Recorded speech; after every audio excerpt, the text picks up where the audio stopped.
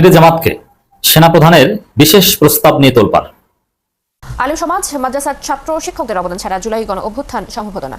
তাদের বিরুদ্ধে গিয়ে দেশে কোনো সিদ্ধান্ত নিতে দেওয়া হবে না বলে মন্তব্য করেছেন জাতীয় নাগরিক পার্টির আহ্বায়ক নাহিদ ইসলাম। এবং মাদ্রাসা শিক্ষার্থীর অংশগ্রহণ ছাড়া জুলাই গণ অভ্যুত্থান সম্ভব হতো না। ফলে এই গণ অভ্যুত্থানে আপনাদের অংশগ্রহণ দেশের স্বাধীনতা সার্বভৌমত্বের জন্য আপনাদের যে আত্মদান সেটা বাংলাদেশের জনগণ, বাংলাদেশের ইতিহাসে যুগ যুগ ধরে স্মরণীয় হয়ে থাকবে। সরকারের পদত্যাগ এবং দেশ জুড়ে সকাল সন্ধ্যা হরতাল পালন করছে আওয়ামী লীগের নেতাকর্মীরা।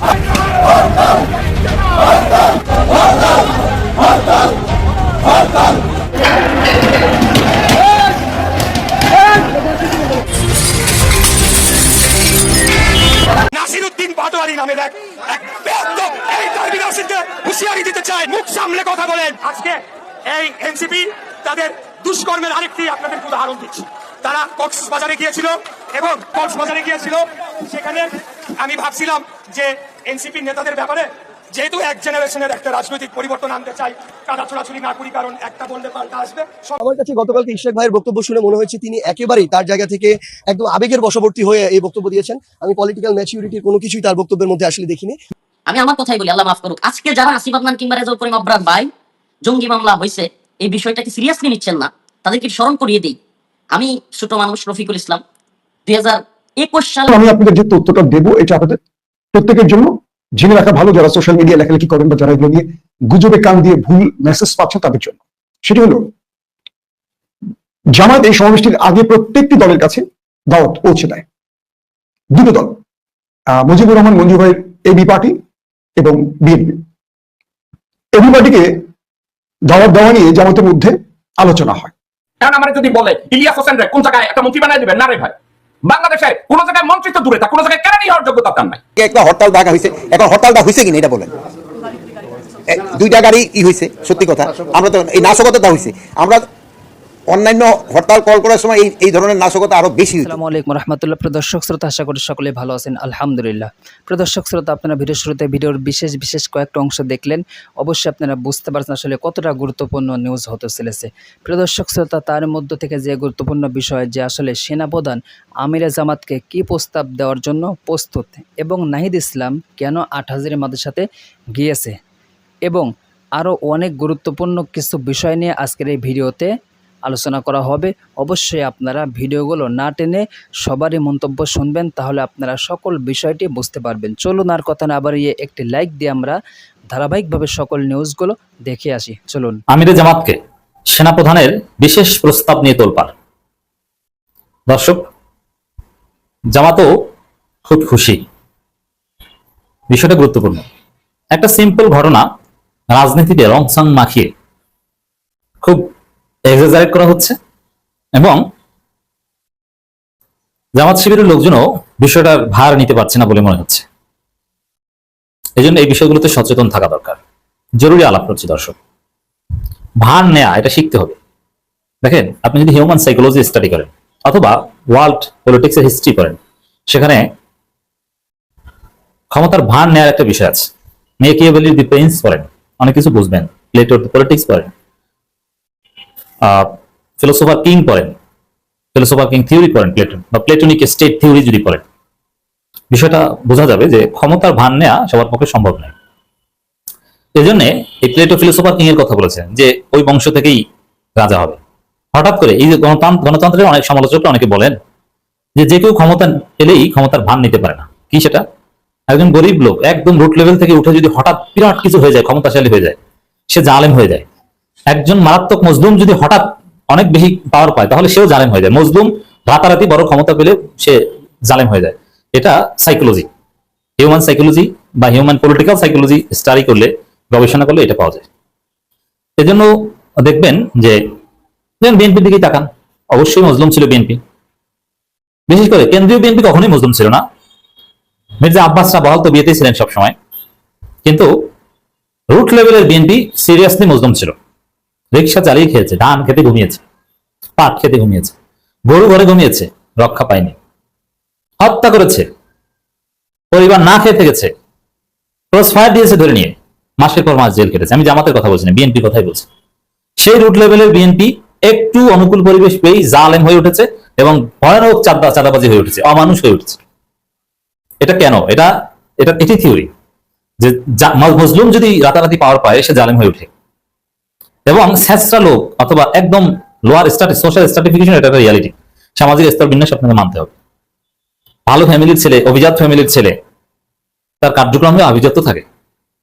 প্রেসিডেন্টের ছেলে, প্রধানমন্ত্রীর ছেলে, তারা ক্ষমতার ভান নিতে পারেন, ক্ষমতার কাছাকাছি থাকতে থাকতে এগুলো তারা অভ্যস্ত হয়েছে। এই জন্য দেখবেন যে শেখ হাসিনা হাজার সমালোচনা থাকলেও প্রধানমন্ত্রী হিসেবে শেখ হাসিনা যে ওয়েট, যে ভাব, কন্ট্রোলিং পাওয়ার, এমন মন্ত্রী পরিষদকে এবং টোটাল পরিস্থিতির উপর, এটা বাংলাদেশে অন্য কারণেই। এটা এই রিয়ালিটি আপনাকে মানতে হবে। তো জামাত শিবিরের ক্ষেত্রে এটা কেন বললাম মূল আলোচনায় আসার আগে, জামাত শিবিরের লোকজন কখনো ক্ষমতার স্বাদ পায়নি। জামাত শিবিরের ইতিহাসই হচ্ছে মজলুম থাকার ইতিহাস। তারা সবসময় মজলুম। জামাত শিবির মানে গোপনে রাজনীতি করো। জামাত শিবির মানে গুরুত্বপূর্ণ কোনো জায়গায় যাওয়ার স্পেস পায়নি। বেশিরভাগ, ব্যতিক্রম দুই একজন আছে, দুই একজন শিবির করে যারা আজকে গুরুত্বপূর্ণ আছে, তারা আবার জামাত করে না, তারা সমালোচক অথবা নীরব সমর্থক। কিন্তু ওভারঅল চিত্র হচ্ছে জামাত শিবিরের ইতিহাসই হচ্ছে জুলুমের ইতিহাস। তারা জুলুমের শিকার হয়, মজলুম। যারাই আসে তারাই জুলুম করে তাদের উপর, সবাই জামাতের উপর জুলুম করে। বিএনপি ক্ষমতা আসলে 1991 সালে একদম জামাতের সমর্থন নিয়ে, নইলে পারতো না। সেই বিএনপি ক্ষমতা এসেই জামাতের উপর জুলুম শুরু করে দিল।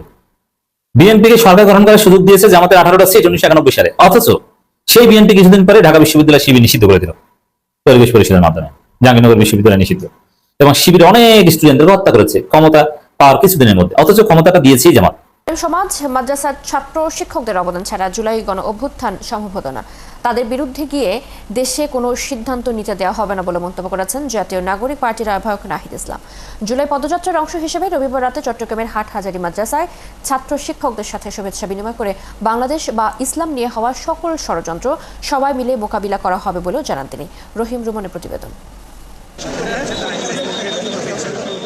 পার্বত্য জেলা রাঙামাটি আর চট্টগ্রামে দুটি পদযাত্রা আর পথসভা করে রাত 10টার পর হাটহাজারী মাদ্রাসায় আসেন জাতীয় নাগরিক পার্টির নেতা সার্জিস নাহিদরা। তাদের আগমনে বেশ উচ্ছ্বসিত হাটহাজারী মাদ্রাসার ছাত্র শিক্ষকরা। এক কথায় এই মাদ্রাসায় এসে অভ্যর্থনায় সিক্ত হন সার্জিস নাহিদরা। পরে মাদ্রাসার শিক্ষক ও পরিচালকের সাথে মতবিনিময় করেন নাহিদ ইসলাম। সেখান থেকে বেরিয়ে ছাত্রদের উদ্দেশ্যে বক্তব্য দেন তিনি।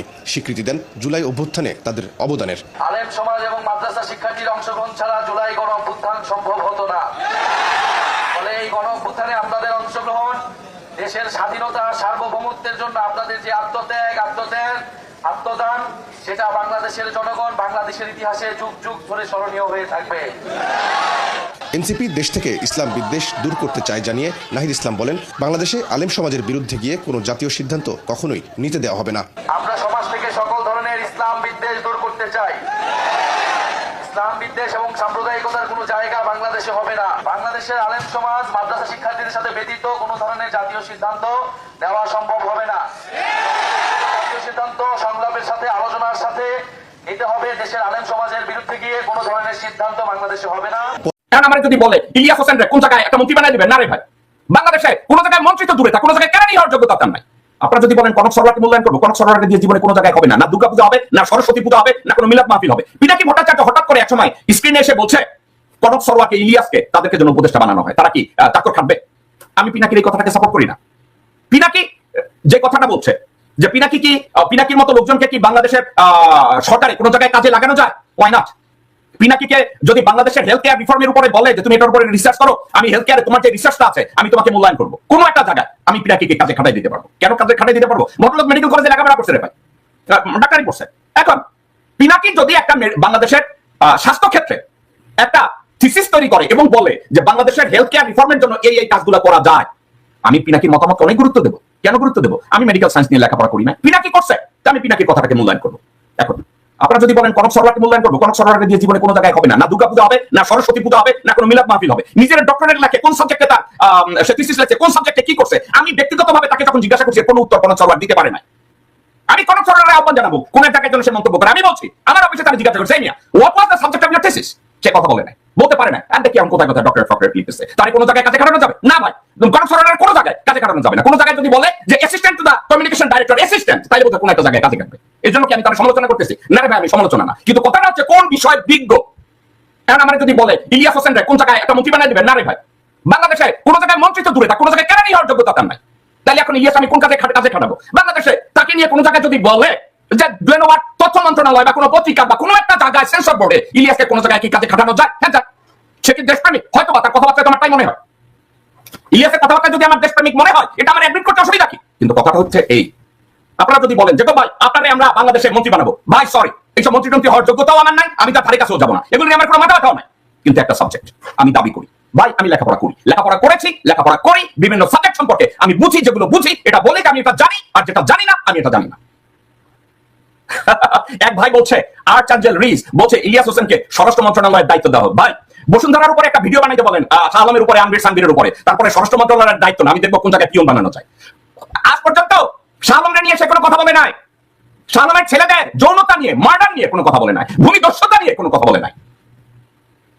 একটু বলুন, তারপরে আমরা চিন্তা করবো সে স্বরাষ্ট্র মন্ত্রণালয়ের কেরানি হবে না পিয়ন হবে, আমরা কথা বলবো না, কোনো অসুবিধা নাই। There is nothing against Ilyas, আমার যদি আপনারা জিজ্ঞাসা করেন। অনেকে বলে ভাই ইলিয়াস হোসেন এটা বাদ দেন, সাবজেক্ট এইটা না। আপনাকে আমি বলি এটা গিবত না। আপনি বলছেন সালাউদ্দিন আহমেদ সাবু পরে গিবত করবেন না, আমি লুকাইয়া গিবত করতেছি না, প্রাসঙ্গিক কথা বলতেছি, এটাকে গিবত বলে না। আপনার মতো লোকজনরা তারা কি জানি বলে না, বিদাত, আদাব, গিবত, এগুলোকে আপনারা মিস ইন্টারপ্রেট করেন। এটার উপরে একটু লেখাপড়া করেন, ঠিক আছে? এগুলো নিয়ে আপনারা একটু লেখাপড়া করেন রে ভাই, তারপরে কথা বলেন। আরেকজনে বলছে ইশাককে নিয়ে আপনি মিথ্যা কথা বলছেন, আপনি কিছুই জানেন না ইশাক সম্পর্কে, ইশাকের বাবা সম্পর্কে আপনার কোনো ধারণা নাই, নিজ চোখে আমি যা দেখেছি আপনি তা দেখেন নাই, তো এসব ভণ্ডামির কথা এখানে এসে বলেন না। দর্শক বিন্দু, যে কথাটা আপনাদেরকে আমি বলতে চাচ্ছিলাম, যোগ্যতা ভিত্তিক বিচারে কোনো একটা মানুষ যদি বাংলাদেশে পজিশন হোল্ড করে, আমি তার পক্ষে। পিনাকি ভট্টাচার্য তাকে নিয়ে ইদানিং অনেকে সমালোচনা করতে চায়, আমি তাদের বিপক্ষে। একটা কারণে, সোফা আমার কাছে এমন কোনো প্রমাণ নাই যে পিনাকি ভট্টাচার্য দেশপ্রেমিক না। আমার দৃষ্টিতে পিনাকি ভট্টাচার্য এখন পর্যন্ত আমার দৃষ্টিতে সে দেশপ্রেমিক। এবং পিনাকি ভট্টাচার্য মেডিকেল সায়েন্স নিয়ে লেখাপড়া করছে, ওই বিষয়ে আমার কোনো লেখাপড়া নাই, তো সেক্ষেত্রে পিনাকি যোগ্য। আমি এক্ষেত্রে কি পিনাকিকে আমি কৃতিত্ব দেবো? আমি কি তাকে গ্লোরিফাই করবো? ওয়াই না? পিনাকি পিছনে যদি ভুল ত্রুটি কিছু করে থাকে, ভাই পৃথিবীতে কেউ ফেরেশতা না। পিনাকি যদি বলে থাকে সে বাংলাদেশের একজন প্যাট্রিয়ট এবং বাংলাদেশের উপরে কাজ করে, কত সময় নষ্ট করে একটা ইভেন্ট তৈরি করে, যা কিছু করে, আমি তার কাছে কৃতজ্ঞ। সে বাংলাদেশের পক্ষে একজন মানুষ। কনক সরওয়ার, ইলিয়াস, তাদের যা যোগ্যতা থাকুক আর না থাকুক, বাংলাদেশের নিয়ে তারা চিন্তা করে, তারা বাংলাদেশের উপরে কাজ করে, তো আমি তাদের প্রশংসা করি, এরা ভালো মানুষ। এখন একটা কথা, আমি ভালো মানুষ, এখন আমি ভালো মানুষের অর্থ এটা না যে আমারে দিয়ে ডক্টর খলিলুর রহমানকে রিপ্লেস করানো যাবে, আমারে দিয়ে ডক্টর ইউনূসকে রিপ্লেস করানো যাবে। এই ধরনের চিন্তা যারা করেন আপনারা ঠিক না। আপনাদেরকে একটা জিনিস চিন্তা করতে হবে, যোগ্যতা ভিত্তিক বিচারে যাকে যেখানে বসানো দরকার বাংলাদেশকে ঠিক মতো আগায় নেওয়ার জন্য। আমার কাছে গতকালকে ইশাক ভাইয়ের বক্তব্য শুনে মনে হয়েছে তিনি একেবারেই তার জায়গা থেকে একদম আবেগের বশবর্তী হয়ে এই বক্তব্য দিয়েছেন। আমি পলিটিক্যাল ম্যাচিউরিটির কোনো কিছুই তার বক্তব্যের মধ্যে আসলে দেখিনি। বিএনপির আরেকজন মুখপাত্র জনাব ইশাক রহমান তার বক্তব্যে যেভাবে উলঙ্গ করে কিছু মানুষকে মারার কথা বললেন, তারপরে তার বক্তব্যে যেভাবে কটূক্তি করা, একদম খুব মানে নিম্নমানের শব্দ ব্যবহার করে যেভাবে কথা বললেন, এটা তো নাসিরউদ্দিন পাটোয়ারির বক্তব্যের চেয়ে অনেক ডিগ্রি নিচের বক্তব্য, অনেক লেয়ার নিচের বক্তব্য। তো আমরা যদি কারো কাছে ভালো প্রত্যাশা করি, আমার তো তার চেয়ে ভালো করতে হবে, কিন্তু আমরা যদি তার চেয়ে খারাপ করে ভালো প্রত্যাশা করি তাহলে তো ভালো হবে না। আওয়ামী লীগ একটা নিষিদ্ধ দল, তাদের হরতাল এগুলো বাংলাদেশের মানুষ পরোয়া করে না, কেয়ারও করে না, বরং তারা যেটুকু করছে এটা হচ্ছে তাদের জায়গা থেকে চোরাগোপ্তা সন্ত্রাসী কার্যক্রম। আমি আপনাদের যে তথ্যটা দেবো এটা আপনাদের প্রত্যেকের জন্য জেনে রাখা ভালো, যারা সোশ্যাল মিডিয়া লেখালেখি করেন বা যারা এগুলো নিয়ে গুজবে কান দিয়ে ভুল মেসেজ পাচ্ছেন তাদের জন্য। সেটা হলো, জামায়াত এই সমাবেশটির আগে প্রত্যেকটি দলের কাছে দাওয়াত পৌঁছে দেয়। দুটো দল, মুজিবুর রহমান মঞ্জু ভাইয়ের এবি পার্টি এবং বিএনপি। এবি পার্টিকে দাওয়াত দেওয়া নিয়ে জামাতের মধ্যে আলোচনা হয়। তো প্রথমে তারা চিন্তা করেন যে যেহেতু মুজিবুর রহমান মঞ্জু জামাত থেকে বেরিয়ে গেছেন, তো তারা তাকে দাওয়াত দেবেন, এই দাওয়াত দিলে বিষয়টা কি তৈরি হতে পারে, এটা নিয়ে অনেক আলোচনা হয়। তারপর তারা চিন্তা করেন দ্বিতীয় গুরুত্বপূর্ণ ব্যক্তি ব্যারিস্টার ফুয়াদকে তারা দাওয়াত দেবে। তখন কিছু কিছু মতামত আসে এরকম যে মুজিবুর রহমান মঞ্জু দলের প্রধানকে দাওয়াত না দিয়ে সেক্রেটারিকে দাওয়াত দিলে বিষয়টা হয়তো দৃষ্টিকটু হবে। তো এ ব্যাপারে জামাতের একটি নীতি নির্ধারণ গ্রুপ মঞ্জু ভাই এবং ফুয়াদ ভাইয়ের সাথে আলোচনা করে। তারপর তারা বলে যে আমরা আসলে এই বিষয়টা এই কারণে এভাবে চাই। বলা হচ্ছে যে এবি পার্টি জামাতকে সম্মতি দিয়েছিল যে না, এই ফোরামে বা এইভাবে থাকাটা উচিত হবে না, আমরা যাব না, আপনাদের প্রতি আমাদের আন্তরিকতা থাকবে। অর্থাৎ একটা মিউচুয়াল আন্ডারস্ট্যান্ডিং হয়েছে এবি পার্টির সাথে জামাত। এটা হলো পর্দার অন্তরালের খবর। দ্বিতীয় যে বিষয়টি, বিএনপিকে দাওয়াত দিয়ে, মূলত বিএনপিকে জামাত ইসলামের পক্ষ থেকে দাওয়াত দেওয়া হবে কি হবে না এটা নিয়েও জামাতের মধ্যে নীতি নির্ধারণী ফোরাম বা তাদের মজলিসে শুরার বৈঠক হয়। কালকে আপনারা জানেন যে জামাত যে বিশাল সমাবেশটি করেছে, এই সমাবেশের মূল দাবি ছিল সাতটি দাবিতে এই জাতীয় সমাবেশ অনুষ্ঠিত হয়েছে। এবং এই 7টি দাবি জামাত যে উত্থাপন করেছে, বলা চলে এই প্রত্যেকটা দাবির সাথে বিএনপির মত বিরোধ আছে। অর্থাৎ স্থানীয় সরকার নির্বাচন আগে, তারপর পিআর সিস্টেমে নির্বাচন, মানে এই যে দাবিগুলো, বাকি 7টা না বলি, বাকিগুলো তারপরে কম বেশি জেনে গেছেন গণমাধ্যমের কারণে। এই যে বড় বড় 7টা দাবি জামাত ইসলাম কাল জাতীয় সম্মেলন থেকে উত্থাপন করেছে, এই প্রত্যেকটা দাবির সাথে বিএনপি আর জামাতের মধ্যে মতবিরোধ আছে। অর্থাৎ বিএনপি চাচ্ছে জাতীয় সরকার কি জাতীয় নির্বাচন আগে, জামাত ইসলাম চাইছে স্থানীয় সরকার নির্বাচন আগে। তো এই দাবিগুলো যেহেতু বিএনপি এবং জামাতের ভিন্নতা রয়েছে, তাহলে সেই মঞ্চে বিএনপিকে কি দাওয়াত দিবে জামাত? কারণ অনেক দাবি, যেহেতু এখন আওয়ামী লীগ নেই, তাই জামায়াতের কোরাম বা জামাতের কোয়ালিশন আর বিএনপির কোয়ালিশন আলাদা, দাবির ক্ষেত্রে তাদের মধ্যে মত পার্থক্য আছে। এক্ষেত্রে আসলে জামাত কি করবে? দেখা যাবে বক্তব্যগুলো বিএনপির বিরুদ্ধে যাবে, সেই বিএনপির বিরুদ্ধে বক্তব্য যাবে, সেই বিএনপিকে মঞ্চে বসিয়ে এই বক্তব্য কি করে দেবে? দ্বিতীয়ত আবার দেখা যাবে বিএনপির নেতারা এই মঞ্চে এসে তাদের দাবির কথা বলে ফেলবে, তাহলে জামাত বলবে 7 দফা, বিএনপি বলবে এই 7 দফার বিপরীতে। তার মানে একটা মঞ্চ থেকে দুমুখী ঘোষণা আসবে বা দুমুখী বক্তব্য আসবে, তাহলে জাতি বিভক্ত হয়ে যাবে আসলে কোনটা সঠিক, তাই তো? তো এটা নিয়ে জামাত বিস্তর আলোচনা করে। পরবর্তী জামাতের আমির এ ব্যাপারে ডক্টর আব্দুল্লাহ মোহাম্মদ তাহেরকে দায়িত্ব দেয়। আমাকে জামাতের যে সূত্রগুলো বলেছে এবং বিএনপির স্থায়ী কমিটির সদস্যদের সাথে আমি টেলিফোনে কথা বলেছি এবং জামাতের শীর্ষ নেতাদের সাথে কথা বলেছি টেলিফোনে, বলে আমি আপনাদের এই মেসেজগুলো দিচ্ছি। তো জামাত নেতা ডক্টর আব্দুল্লাহ মোহাম্মদ তাহেরকে দায়িত্ব দেওয়া হয় এই ব্যাপারে বিএনপির সাথে কথা বলার জন্য। এবং ডক্টর আব্দুল্লাহ মোহাম্মদ তাহের বিএনপির এই মুহূর্তে সবচেয়ে গুরুত্বপূর্ণ মুখপাত্র জানি আমরা, আমাদের সালাউদ্দিন ভাই, তার সঙ্গে দেখা করবেন। তো সেই হিসেবে তিনি ফোন করেছেন সালাউদ্দিন ভাইকে, আব্দুল্লাহ মোহাম্মদ তাহের। তো সালাউদ্দিন সাহেব তাহের সাহেবকে সময় দিলে তারা বৈঠকে বসেন। তো বৈঠকে বসে আব্দুল্লাহ মোহাম্মদ তাহের সালাউদ্দিন সাহেবকে জানান যে আমরা যে সমাবেশটি করছি, আমরা আপনাকে দাওয়াত দিতে এসেছি, আশা করি আপনি আসলে আমরা খুশি হব। এটা মানে বিএনপির পক্ষে আপনারা কজন যাবেন, আপনারা আসবেন আমাদের 19 তারিখের প্রোগ্রামে। তবে একটি বিষয় আছে, সেই বিষয়টি হলো আমরা যে 7টা দাবি তুলবো আমাদের সমাবেশে, এই 7টা দাবির সাথে আপনাদের মত পার্থক্য আছে।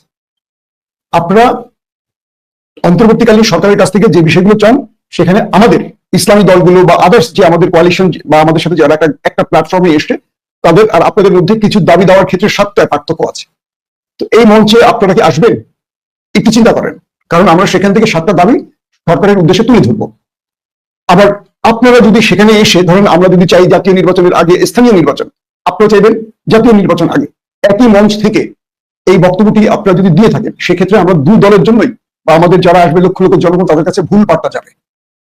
এখন আপনারা সিদ্ধান্ত নেন কি করবেন। পরবর্তী সালাউদ্দিন সাহেব আব্দুল্লাহ মোহাম্মদ তাহেরকে জানান যে না, আপনি আমাদেরকে জানিয়ে ভালো করেছেন, যেহেতু আমাদের রাজনৈতিক এজেন্ডা ভিন্ন বা আমাদের কিছু দাবি দেওয়ার ক্ষেত্রে ভিন্নতা আছে, আমার মনে হয় বিএনপি সেই মঞ্চে না যাওয়াই ভালো হবে। সাংবাদিক ইলিয়াস হোসেন, আপনাকে আন্তরিক মোবারকবাদ, ধন্যবাদ জানাই। আরো ধন্যবাদ জানাই, শুকরিয়া জ্ঞাপন করি যে আপনি আমাদেরকে কথা বলবার জন্য ডেকেছেন, আমন্ত্রণ জানিয়েছেন। সেজন্য আমার দুই আজকের অতিথি মেহমান, তাদেরকে অভিনন্দন। আমার ভাই আসিফ আদনান এবং আব্দুল্লাহ বিন নুরুল ইসলাম সাহেব, ওনাকেও, যারা দর্শক বৃন্দ আছেন দেখতেছেন, তাদেরকেও আন্তরিক মোবারকবাদ।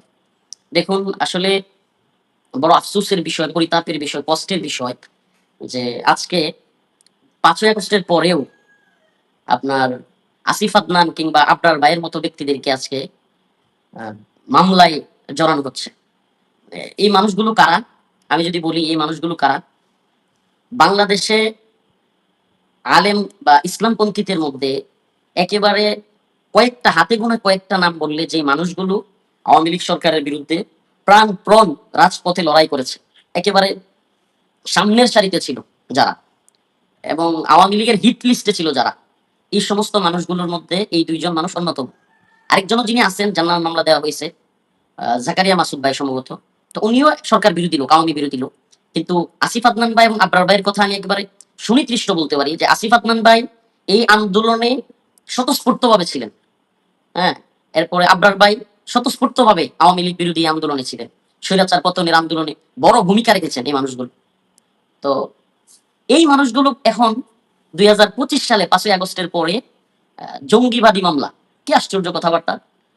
মানে একটা বিষয় দেখেন, মানে এদেশে জঙ্গিবাদ এই টার্ম বা এই ট্যাগটা দিয়া আপনার এক ধরনের নেম কিলিং যেটাকে বলে, মানে নির্দ্বিধায় হত্যা করতে পারো, নির্দ্বিধায় তুমি জেলে পড়তে পারো, মানে এই ট্যাগটা দিতে পারলেই সহজেই একজনকে কাবু করা যায়। কাউকে যদি থামাইতে হয় এই ট্যাগ দিয়ে দাও। এই যে হাসিনা কিংবা রয়ের যে প্ল্যানিং, এখনো সেই একই প্ল্যানিং রয়ে গেছে। এটার কারণও বলি আমি, আপনি এনএসআই বলেন, ডিজিএফআই বলেন, সিটিটিসি বলেন, এটিইউ বলেন, ওই যে সেটআপটা ছিল হাসিনা বলে, রয়ের যে সেটআপটা, এটা কিন্তু এখনো পর্যন্ত ভাঙে নাই, এখনো কিন্তু সেই সেটআপই রয়ে গেছে। সেই সেটআপ থাকার কারণে দেখা যাচ্ছে যাকে মন চাচ্ছে জঙ্গি বলে দিচ্ছে। এই রিসেন্ট কয়েকদিন আগে আওয়ামী লীগ নিষিদ্ধ হওয়ার যে দাবি, ওই দিন আসিফ আদনান ভাই, আমি নিজের চোখে দেখছি, এই মানুষটা আমাকে ফোন করেছেন, আমি নিজেও গিয়েছি ঢাকায়।